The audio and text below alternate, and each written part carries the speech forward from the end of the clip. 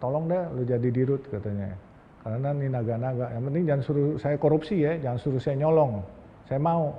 Dulu saya sering digembok sama ayah saya, pakai jeriji besi begini, main catur sama abang-abang tukang beca. Begitu nama Hamka disandangkan kepada saya, alhamdulillah karena takut nama besar ini cemar, pelan-pelan sayanya jadi baik dan alhamdulillah jadi hari ini nggak berani yang neko-neko lagi ya.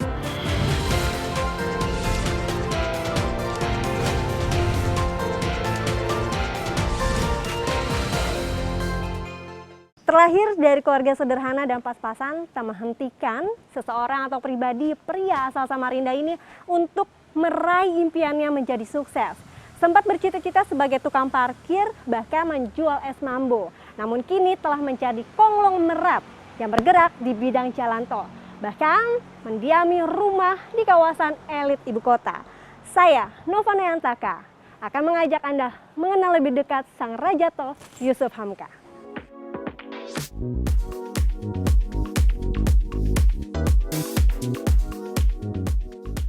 Deretan mobil mewah dari berbagai merek bergengsi ini terparkir di sebuah garasi rumah milik seorang konglomerat yang asetnya mencapai 60 triliun rupiah.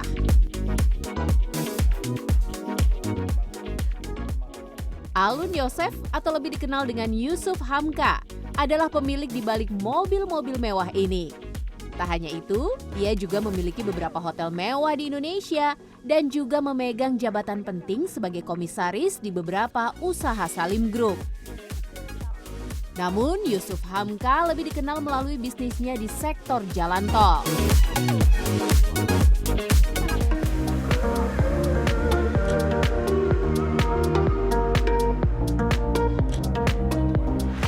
Taipan dengan perawakan sederhana dan tak neko-neko ini memegang sejumlah konsesi tol di Indonesia melalui PT Citra Marga Nusa Pala Persada. Dengan total panjang 300 km dan total aset yang mencapai 60 triliun rupiah. Mulai dari tol Bogor Outer Ring Road, tol Wiyoto Wiono Cawang Tanjung Priok, hingga tol Depok Antasari yang menjadi salah satu ruas dan akses penting di selatan Jakarta. Tak hanya di ibu kota, di Jawa Barat, pria kelahiran 1957 ini juga memegang konsesi untuk tol Soreang Pasir Koja dan tol Cilenyi Sumedang Dawuan atau Cisumdawu. Di timur Jawa, konsesi jalan tol Waru Juanda juga dipegang oleh Yusuf Hamka. Ia pun menargetkan aset jalan tol miliknya mencapai 100 triliun pada 2024. Tak ayal, julukan Raja Tol disematkan pada dirinya.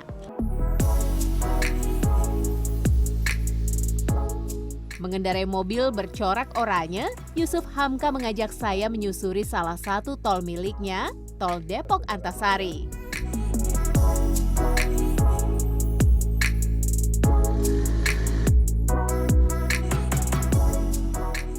Dan kami pun berhenti di salah satu masjid yang dibangun olehnya dan dikenal dengan Masjid Babah Alun. Kehadiran sosok sederhana ini langsung menarik perhatian warga. Yusuf Hamka berbagi cerita mengenai bagaimana ia mulai membangun bisnisnya. Dulu ya saya punya supplier dulu pertama waktu mulanya. Supplier ke hotel-hotel, dulu ke Kartika Plaza Hotel tuh waktu muda, yang sekarang gedungnya jadi UOB. Terus dari supplier saya main ekspedisi, dari ekspedisi kargo angkutan udara. Terus kemudian saya coba nyalo-nyalo lah, beli Gurinda punya pisau di luar negeri dijual kemari, tapi ditipu teman saya juga. Terus ya akhirnya bisnis kayu karena kurang bersahabat waktu itu dengan rezim, ya saya ditutup sehingga 11.000 karyawan saya harus bedol desa pulang ke kampung. Ya terus kemudian selama 14 tahun dari 93 akhir Saya sampai 2008 saya nggak ada kerja, saya jobless. 2011 akhir ada temen yang ngajakin, mau nggak kalau dimasukin jadi dirut. Dirut di mana? Jalan tol. Oh ya kalau mau, nanti rupsnya sekitar bulan Juni 2012. Saya bilang, alasannya apa? Karena yang punya yang lagi pada ribut naga-naga. Saya bilang, ya mau aja, saya bilang. Terus dia bilang, dia malah yang minta tolong deh lu jadi dirut katanya. Karena ini naga-naga, yang penting jangan suruh saya korupsi ya, jangan suruh saya nyolong, saya mau. Oh, Pak, ini dari tahun 2012 sampai sekarang, sudah berapa kilometer jalan tol? Kagak dihitungin ya, kayaknya mungkin menurut saya mungkin 300 km aja kali. Oh, Pak, ini dikenal sebagai Raja Tol Indonesia. Bagaimana dengan gelar tersebut? Apakah sudah merasa Raja Tol di Indonesia? Nggak buat saya bangga tuh, karena saya bukan raja. Dan tol ini sebenarnya kan,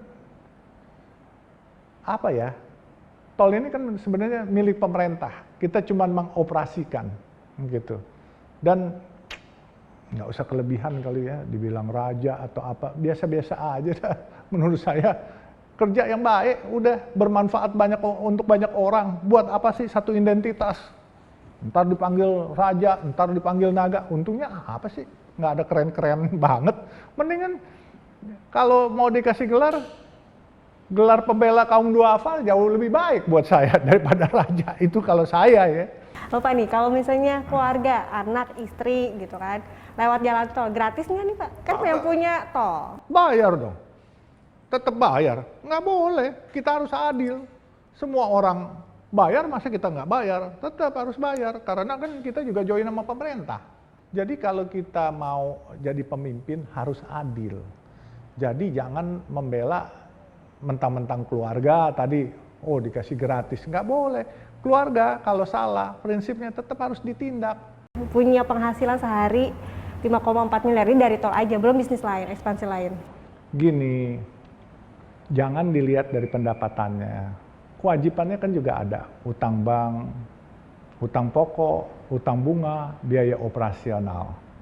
Ya, ini bukan dari jalan satu tol Desari saja, tetapi dari seluruh tol kita diakumulasi ya mungkin sekitar itulah angkanya. Tetapi namun demikian kalau bisnis tol ini nggak bisa kembali modal kalau sebelum rata-rata 15 sampai 20 tahun. Karena ini padat modal, ya. Jadi kita jangan melihat pendapatannya saja, tapi investasinya juga harus dikalkulasi. Masa-masa paling buruk atau terpuruk dari seorang Yusuf Hamka. Kemudian apa nih Pak titik bangkitnya lagi? Apakah yang 14 tahun itu sempat tiarap? Saya 14 tahun itu saya tiarap gini, ada dua hal. Satu, yang 14 tahun itu karena saya dizolimi. Satu, karena kebodohan saya. Waktu itu saya kalah falas $400 juta.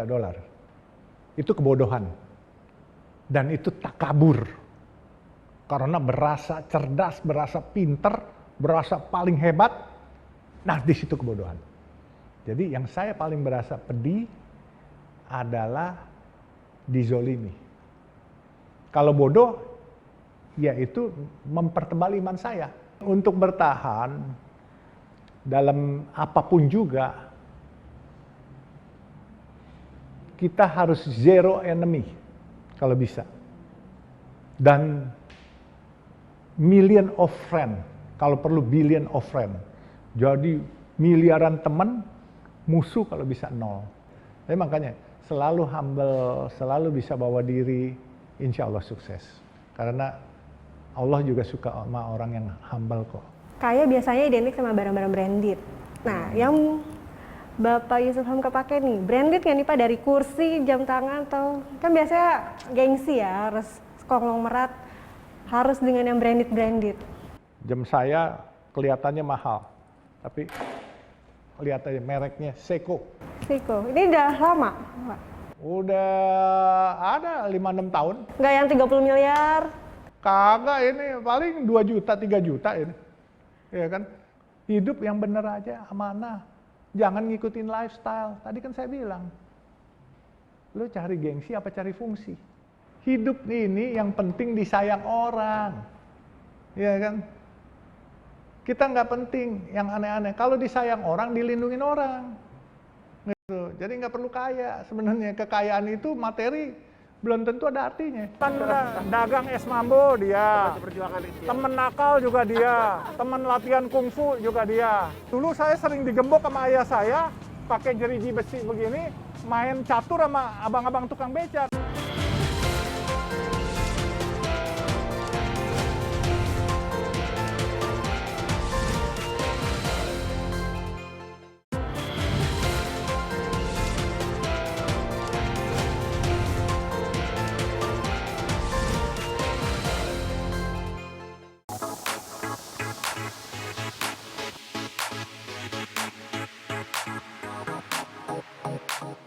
Setelah menyusuri Tol Depok Antasari dan berbincang banyak mengenai bisnisnya, Yusuf Hamka mengajak saya bernostalgia ke tempat ia menghabiskan masa kecil hingga remaja, yakni di kawasan Pasar Baru, Jakarta Pusat. Kenapa Pasar Baru ini begitu membekas? Apa cerita di balik Pasar Baru ini bagi seorang Yusuf Hamka alias Babalun? Masa remaja saya habiskan di situ. Dan di situ mempunyai kenangan tersendiri karena dari zaman jahiliyah tukang tawuran, terus di zaman saya terima sedekah dari teman-teman muslim yang di Istiqlal, saya dagang es mambo waktu itu, terus ya segala macam lah pokoknya itu di sana. Jadi remaja saya di sana. Nah sehingga buat saya sudut-sudut jalan pun saya tahu karena apa ya? Karena dulu kita kan nggak punya mainan kayak gadget, bioskop juga terbatas, dan duit juga terbatas. Jadi ya mainnya kita paling nongkrong bukan nongkrong di kafe, nongkrong di pinggir jalan, di trotoar, ambil bangku kayak warung Tegal, terus kita ngobrol, ngerumpi di situ.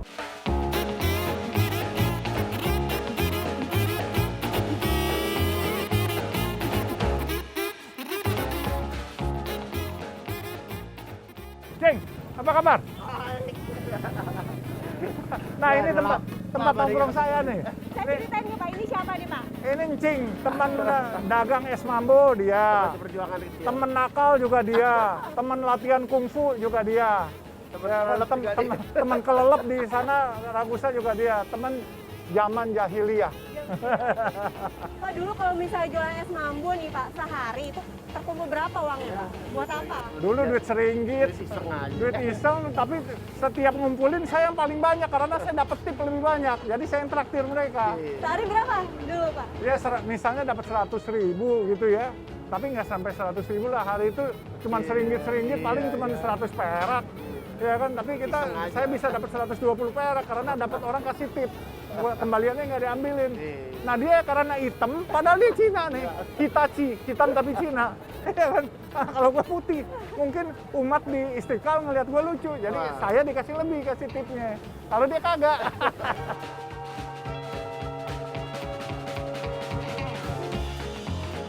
Terus cita-citanya pengen jadi tukang parkir, bener nggak ini gimana? Iya, betul. Gue ketemu tukang parkir, teman-teman gue ini masih pada tukang parkir. Lo masih jadi tukang parkir? Masih. Jadi dia pada jadi tukang parkir, gue tanya dulu dapat berapa? 10.000 bakmi masih 300 perak sampai. Jadi dapat bisa 33 mangkok. 33 mangkok kan kalau kita makan sehari 3 kali, saya masih ada save 30 mangkok. Cukup dong, gitu kan. Mikirnya gitu, nggak taunya Allah kasih parkir di tengah tol, gitu.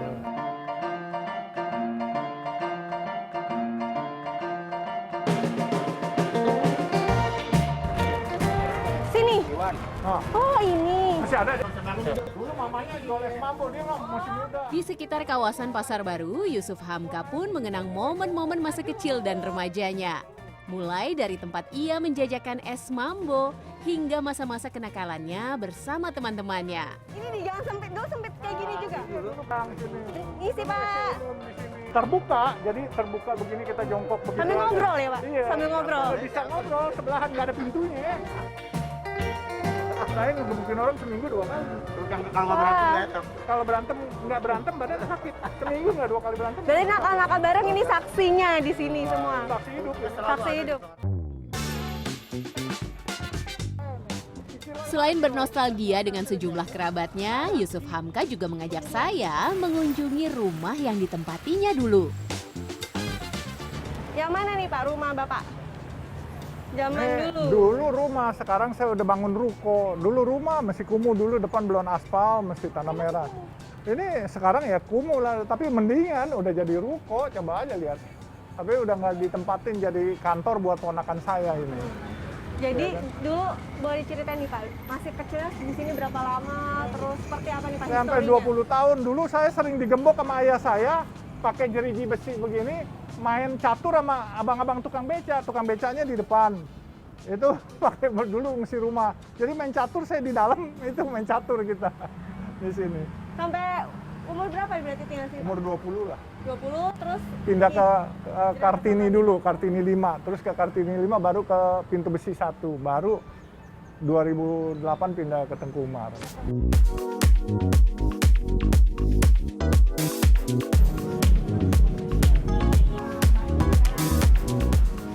Meski menyandang sebutan Raja Jalan Tol dan konglomerat, Yusuf Hamka masih sering mengunjungi pasar loak dan berburu barang-barang unik.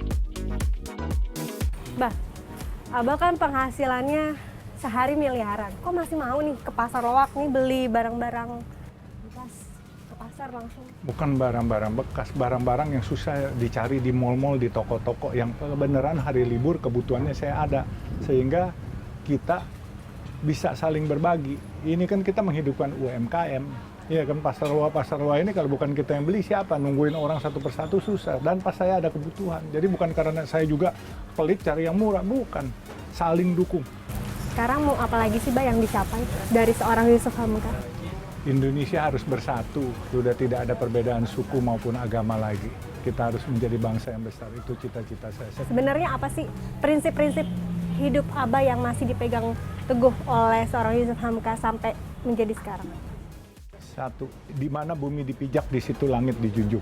Kita kalau mengakui warga negara Indonesia, kita harus menyatakan hidup kita dari Indonesia. Kita bekerja untuk Indonesia, mati kita di Indonesia. Itu. Laris manis, Tanjung Kimpul, dagangan habis, duit kumpul. Amin.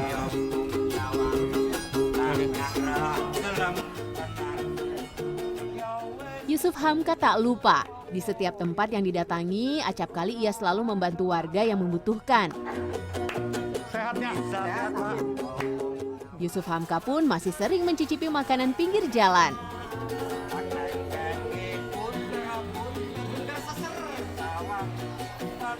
Sikap kedermawanan dan kesederhanaan ini menjadi ciri khas dirinya yang tampil begitu apa adanya. Begitu nama Hamka disandangkan kepada saya, alhamdulillah karena takut nama besar ini cemar, pelan-pelan sayanya jadi baik dan alhamdulillah jadi hari ini nggak berani yang neko-neko lagi ya.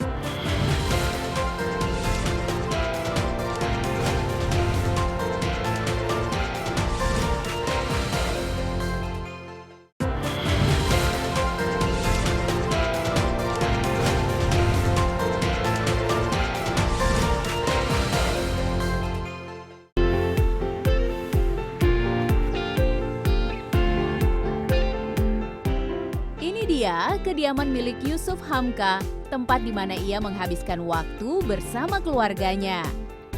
Terlahir dari keluarga sederhana dan sempat bercita-cita menjadi tukang parkir, kini ia tinggal di kawasan elit ibu kota. Yusuf Hamka mengajak saya melihat isi rumahnya. Pria yang kerap disapa Babah Alun ini juga mengisahkan bagaimana kedekatannya dengan sang istri dan juga harapan terhadap anak-anak yang akan menjadi penerusnya. Ini bekas pacar saya yang sekarang jadi istri saya, iya kan? Kalau ini putra saya, Yang pertama. yang putra pertama, Faisal Hamka, ini Fitria Yusuf, ini Farid, ini ya itulah pedagang es mambo yang dulu gitu. Anak kampung ya, Anak Pak? kampung ya. Tapi Allah kasih rezeki kota kan lumayan juga kan gitu. Berarti yang paling banyak berperan anak kampung ini nih ya Pak. Oh iya. Itu lebih muda nih Pak mukanya. Ini seperti malaikat yang dikirimkan oleh Allah buat saya. Lebih muda Ibu? Lebih muda, ya. Enggak, beliau lebih tua 1-2 tahun dari saya. Tapi memang awet muda. Senang melulu sih. Kalau kita kan cari nafkah, capek melulu. Jadi makanya kelihatan lebih tua gitu. Tapi kan membahagiakan istri kan sebagian dari iman juga. Jadi penerus Yusuf Hamka? Ya, mereka penerus. Mudah-mudahan mereka bisa bekerja lebih baik dari saya, lebih hebat dari saya, dan lebih bermanfaat buat orang banyak, dan itu lebih dari saya. Itu yang saya mau.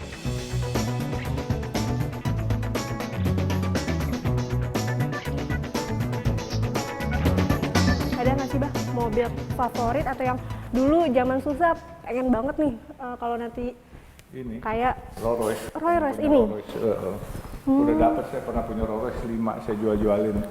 Yang kemarin satu yang Phantom Drop Head yang warna gold metalik itu, yang waktu Imlek tahun lalu saya dikasih sama Habib Ali, udah dibayar orang kemarin. Jadi ya, kabriolet yang bisa terbuka kapnya. Jadi sekarang sisa satu.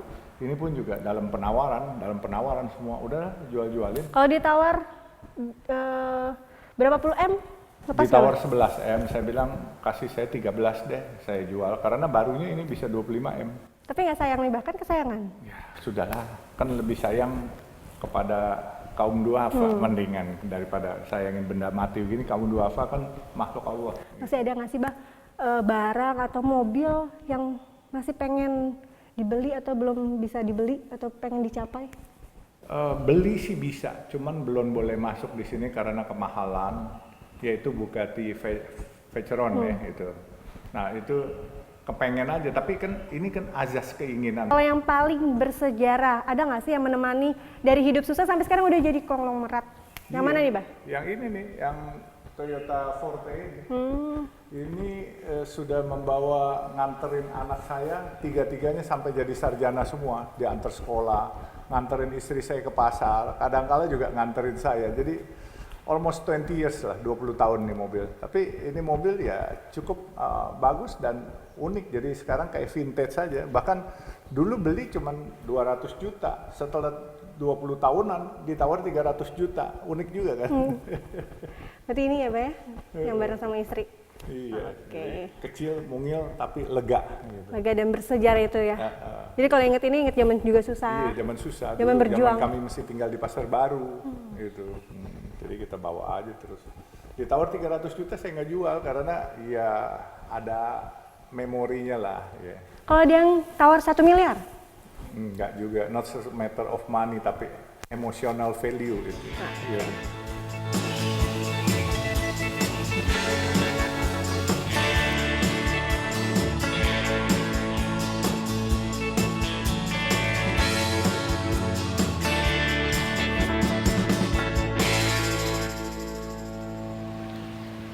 Buya Hamka seorang yang welas asih dan bijaksana. Dalam ceramahnya sejuk, dia selalu mengatakan kepada saya, "Nak, harta yang kamu makan akan jadi kotoran. Harta yang kamu simpan akan jadi warisan atau rebutan. Tapi harta yang engkau sedekahkan akan menjadi tabungan yang paling abadi di hari nanti." Nah itu kata-kata beliau. Terus beliau juga berpesan kepada saya, berdakwalah dengan sejuk. Bantulah minoritas karena itu sesuai sunnah Rasul. Barang siapa yang menzolimi minoritas, dia bukan umatku. Itu clear. Jadi makanya ya saya sebagai muslim tidak berasa mayoritas, tetapi saya harus melindungi semua. Sebab saya merasakan Islam itu rahmatan lil alamin, bukan rahmatan lil muslimin. Begitu nama Hamka disandangkan kepada saya, alhamdulillah karena takut nama besar ini cemar, pelan-pelan sayanya jadi baik dan alhamdulillah jadi hari ini nggak berani yang neko-neko lagi. Ya sudahlah, karena terpatri dicangkokin nama ini, apalagi sekarang ya alhamdulillah disuruh masuk di ormas keagamaan yang besar juga. Aduh, tambah berat lagi. Tapi ya sudah, ini memang udah rencana Tuhan, saya nggak ngerti mau apa, ya sudah. Saya kan tugasnya kan tadinya saya soal akidah, soal Al-Quran saya nggak paham. Saya nggak mau masuk kepada itu. Saya ingin mengharumkan nama Islam dengan cara saya. Saya bikin masjid, saya bikin sedekah nasi kuning, saya berbagi sembako dengan cara-cara aktivitas sosial, itu yang saya mau. Menunjukkan ini loh Islam yang sejuk, Islam yang rahmatan lil alamin, Islam yang tidak memaki-maki, tidak memarah-marahi orang, ya. Bicara juga dengan enak, dengan santun, dan bicara mencarikan solusi, ya, bukan menyudutkan orang. Nah, ini yang saya bawa. Jadi kalau soal akidah ya tanya ustadz-ustadz kiai-kiai yang lain lah. Kalau saya nggak masuk ke situ gitu.